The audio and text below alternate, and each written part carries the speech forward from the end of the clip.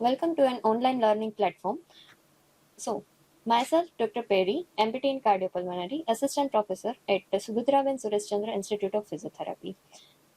Any one of you ever noticed how many times we breathe in a day? No, right? None of us think even twice while breathing. So, let's delving into the science of breathing.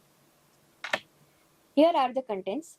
We'll start with the introduction, then respiratory anatomy and physiology, then phases of the respiration. In introduction, breathing is also known as respiration. Basically, it is the process of air moving in and out of your lungs. Respiration is the process by which you are taking the oxygen in and carbon dioxide out from your lung. Whereas ventilation is the mass exchange of air to and from the body during the inspiration and expiration. Here, there are two types of respiration. One is external respiration and another is internal respiration. So, as the name suggests, it exchange of gases at the alveolar and pulmonary capillary level, and internal respiration is the exchange of gas between the pulmonary capillary and tissue level. Next, respiratory anatomy and physiology. Respiratory anatomy will divide the whole respiratory tract into the two parts, upper respiratory tract and lower respiratory tract. In upper respiratory tract, the structures which will include is your nasal cavity, pharynx and larynx. Your nasal cavity and pharynx basically filters and remove the particle from the inspired air, and it also help in humidify and warm the air to the body temperature. The mucosal lining of the structures have ciliated cells. These ciliated cells will secrete the mucus, and cilia and mucus trap the particles and sneeze removes the large particles. The larynx, which extends from C3 to C6, controls the airflow, and when it contracts rapidly, the epiglottis prevents the food and liquid as well as the foreign objects from entering into your trachea, or we can say your airways. Next is lower respiratory tract. It composed of conducting airways, which is your tracheobronchial tree, and terminal respiratory units. Here, it is approximately 23 generations or branches of the structures within the tracheobronchial tree, which extends from your trachea to the terminal respiratory units of the lung.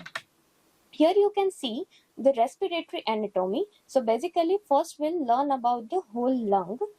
First, it starts with the trachea. Trachea divides into two parts, which is your pulmonary bronchus, which enters into your right as well as left lung. Here you can see the apex, which is the topmost part of the lung, which is blunt, whereas base, which is at the downside. Here, your right lung and left lung, right divide into two lobes, whereas left lung divide into two lobes, where right lungs divide into three lobes. You can here remember right means jamano. Okay, so it is having three lobes, where dabu, which is your left lung. So here two letters are coming, so you can remember it like this. Okay, so here there are fissures. Fissures means that separates the two lobes. Okay, so left side there is two lobe which divides by the oblique fissure. Here you can see the oblique fissure over the left side, whereas right side having three lobes. So it will divide by two fissures. One is oblique fissure and another is horizontal fissure. Then here you can see left side. Between the two lungs, there is one organ which is heart, which we already know, and it is over the left side. So here over the left side, you can able to see a cardiac notch. Next, lower respiratory tract. As we discussed, we will having 23 generations. Okay, so how? First, it will starts with the trachea. Trachea divide into main stem bronchi, which is your primary bronchi, which enters into your right and left lung. After that, that primary bronchi will divide into the secondary bronchus, which is your which is your entering into your lobes. Okay, so it is your lobar bronchi. Right side, it is 3 because right side 3 lobes are there, where left side there is a 2 bronchi because it is having 2 lobes. So total lobar bronchi will be 5. Then it divides into the segmental bronchi, which is 18, then bronchioles, subsegmental, and then terminal bronchiole, and then respiratory bronchiole. Here the terminal bronchiole having 2.5 mm of diameter, whereas respiratory bronchiole have 0.5 centimeter of 0.5 millimeter of diameter. Here alveolar duct and sacs at the lowermost part of the respiratory tract. Here you can see this is the trachea. Trachea divides into two parts, right and left. Here right side and left side, your primary bronchus will make a different angle.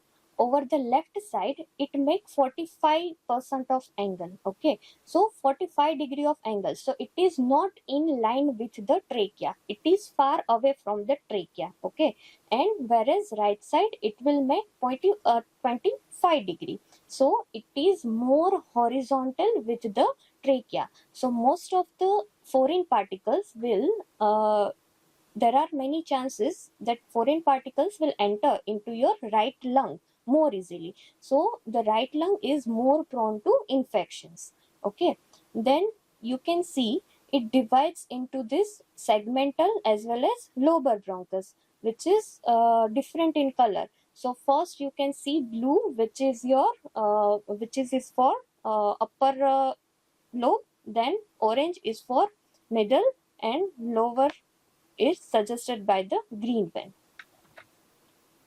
Here the lobes, in upper lobe, apical, anterior and posterior segments are there. Then in the middle lobe which present in our right lung. Okay, so here middle and lateral segment is there. In the lower or basal lobe, there is apical, anterior, posterior, lateral basal is there, as well as superior basal. Okay, this is for the left lung. In left lung, there are two lobes, upper lobe and lower lobe. In upper lobe, again apical, anterior and posterior. In left lung, there is a no middle lobe. Okay, but here it is by the lingula. Okay, so here superior and inferior lingula you can see over here. Okay, then basal. In basal, or we can say the lower lobe, apical, anterior, posterior and lateral basal is there. Okay. Next, here all are the bronchopulmonary segments. Again, right side 3 lobes, upper, middle, lower. Left side 2, upper and lower. In upper, apical, anterior, posterior. In middle, lateral and medial. Then lower, superior. Then medial basal, lateral basal, anterior basal and posterior basal. In left side, it is divided into upper and lower. In upper, apical, anterior and posterior. Then lingular portion which comes under upper lobe but in the lower division. So it is your superior lingular and inferior lingular. In lower lobe, superior, medial basal, lateral basal, anterior and posterior basal. Okay, now these all are the structure we observed till your lower respiratory tract. Then lowermost part, which is known as the pulmonary unit, which includes your terminal bronchus, then your terminal bronchus, which is of 1 mm of diameter. Then further it will divide into the 0.5 mm of diameter, which is your respiratory bronchioles. Now these respiratory bronchioles will enter into the sac, or we can say it will enter via alveolar duct. Okay, so here you can see the alveolar duct. Then it will enter into the blank space, which is your antrum, and here all are the alveolar sac. Okay, so basically in digestive tract there are some cilia over the small intestine, which is basically to increase the surface area for the digestion. Here likewise we have more area for the more gaseous exchange. Okay. Next is pleura. So what is pleura? Basically it is the covering of your lung. Okay. So covering of your lung, it mainly divided, or we can say two pleuras are there. One is parietal pleura and another is visceral pleura. So as per name suggests, visceral pleura. What is viscera? Viscera means organ. Okay. So it is just over your lung or over your organ. So it is visceral pleura. Another is parietal pleura, which is outside. Here, each lung is covered in pleura, a serous membrane adhered to all surface of each lung, right and left, which is known as visceral pleura.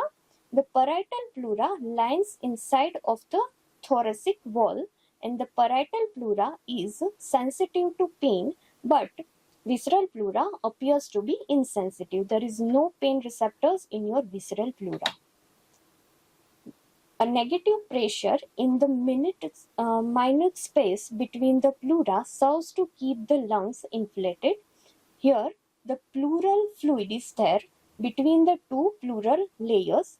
It will lubricate the pleura as they sides on each other while ventilation. Next, respiratory physiology. So primary function of the respiration is assist with humidification of your inspired air. Then it will trap the small particles to clean air of mucosal lining by the sneezing reflex. Then it conduct air to and from the alveolar system for the gaseous exchange and elicit the cough reflex to clear the large airways.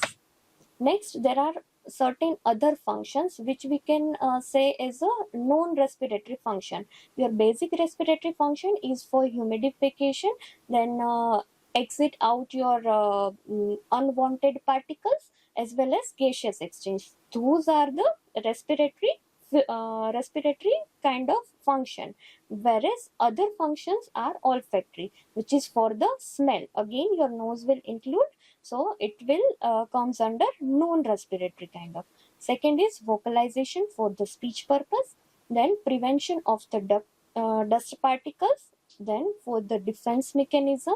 Fifth is to maintain the water balance, then regulation of the body temperature, regulation of the air acid base balance, then anticoagulation function is also there, then secretion of the angiotensin converting enzyme, then last one, which is your synthesis of hormonal substance. These we will explain in detail in another phase. Next is phase of the respiration. So mainly there is two phase, inspiration and expiration. By inspiration you are taking the whole air in, and by the expiration you will expel the air out from your lung. Here first inspiration. So how inspiration is taking place? The pressure in the thoracic cavity will decrease, so the air flows into your lung from higher volume to lower volume. So outside of your lung means in your surroundings, or we can say in the atmosphere, there are the higher volume of air is there. So from higher to lower it will enters into your lung. Here, while inspiration, diaphragm and external intercostal muscles will contract and thoracic cavity will expand.